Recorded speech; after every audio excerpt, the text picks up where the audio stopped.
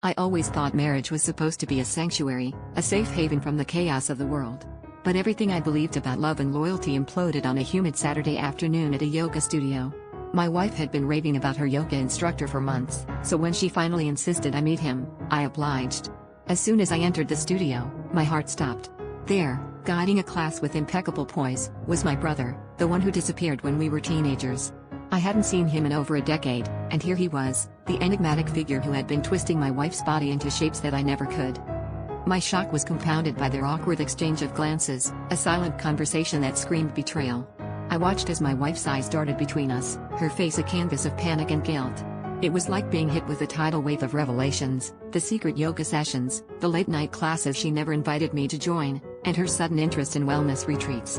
The pieces fell into place, an image of their clandestine wedding forming in my mind, a twisted betrayal that made my stomach churn with a mix of anger and disbelief.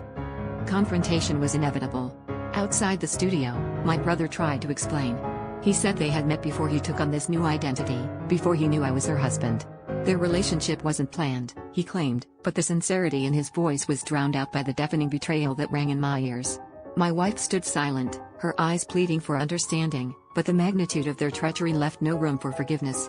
The brother I had once mourned and the partner I had cherished were now strangers bound in a web of deceit, a knot too tangled to ever unravel. As I walked away, a part of me wondered if this was some cruel twist of fate, a cosmic joke meant to push me into a new understanding of love and family. But the truth was simpler and far more painful. I had lost two people I held dear in one fell swoop, leaving a hollow ache where trust and love once resided. In the end, I realized that the real betrayal was not in their union but in the secrets that had been kept from me, forcing me to confront the one truth I had been avoiding, the fear that I was never truly known by those I loved the most.